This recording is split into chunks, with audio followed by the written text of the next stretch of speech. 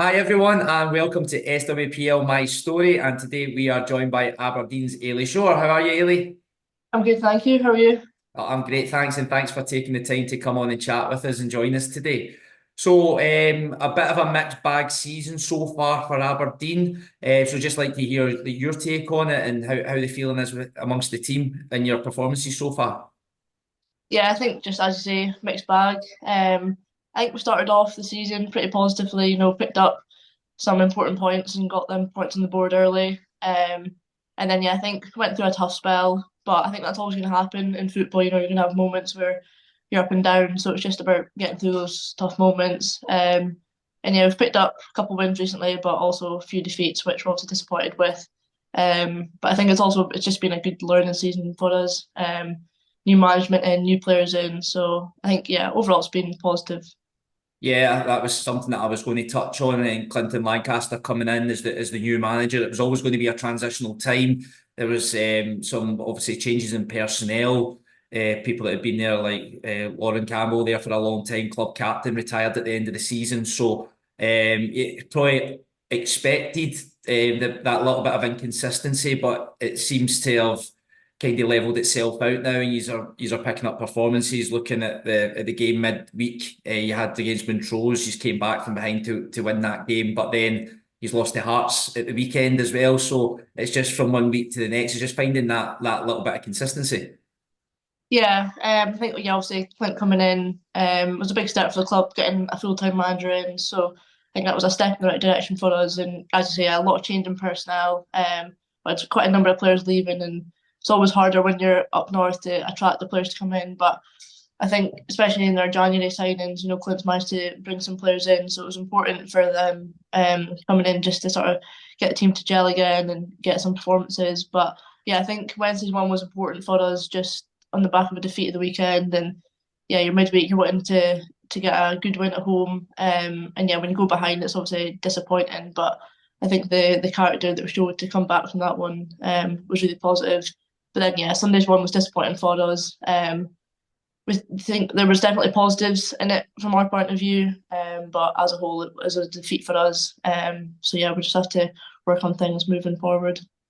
So it's been a bit of a strange one this season, the way that it's worked out. That the top and bottom six was already decided a few weeks ago. The split doesn't officially happen. There's two matches left until the split, but as it stands right now, you are going to finish in the bottom six going into the split. But you are sitting seventh. You're sitting at the top of that section. You're 4 points clear of Motherwell, so you will be going into this post-split round of fixtures with a lot of confidence, and it'll be a case of trying to attain as many points as you can between now and the end of the season. Yeah, definitely. I think last season it was obviously when it right down to the wire in terms of split. So this season, knowing it earlier, I suppose it gives you a chance to who you're going to be facing when it comes to the split. Obviously, we've played all the teams in that bottom half twice now, so we know what we're coming up against. But as you say, for us, we're at the top at the moment of that bottom six, and that's where we want to remain. We don't want teams to be overtaking us in that sense, but we know that that's not going to be a given that we're going to finish up there. We had close games with all the teams in that bottom six, and yeah, I think even at the bottom now it's really tight. So every team's fighting for every point, every win that they can get. So I think every game will be really competitive. But yeah, one we're looking forward to, and hopefully we can remain at the top of that top six, the bottom six, sorry. Yeah, so when you're going into that section post split, there's no easy games at all in this league, and I think a team that's shown that is Hamilton. There's a team that was probably written off by a lot. I've heard a lot of the pundits when they're doing the highlight show saying that, and then they go and pick up two wins, and they're now a point off the teams above them. So there's absolutely no easy games, and you need to go in fully prepared to every single match. Yeah, definitely. I think Hamilton have, yeah, in recent weeks they've been brilliant.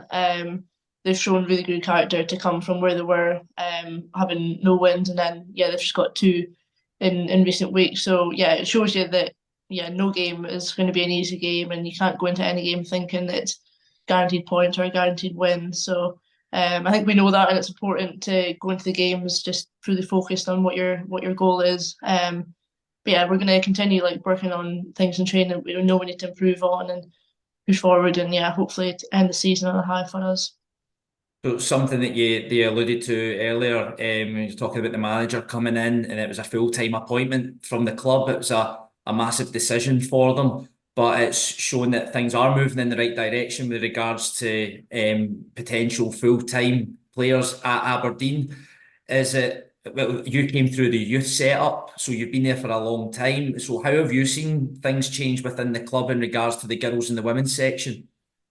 Yeah, I think it's been a big change from the start. When I started out with the women's team, it was just sort of we'd find a pitch that you could and you'd be training there, and yeah, some days like you wouldn't even have a coach because for whatever reason, we went through a tough spell. We had back-to-back relegation, but then we got back-to-back promotion. So I think yeah, it's been quite the journey for us so far. But yeah, the full-time appointment was a big step for Aberdeen, and hopefully it's something we can push on now. And yeah, hopefully get players playing full time. I think you see the difference that when Hibs and Hearts went full time, the steps that's made for them and the progress they've made in the recent seasons. So obviously hopeful for Aberdeen that we can do the same in that regard. Yeah, particularly with the size of the club that Aberdeen is, and you're using your comparisons there with Hibs and Hearts going and doing that, and you're clear to see on the pitch the improvements that's brought with it, and there's no reason why Aberdeen couldn't fall into that bracket, and then that might help with, as you say, attracting players up north.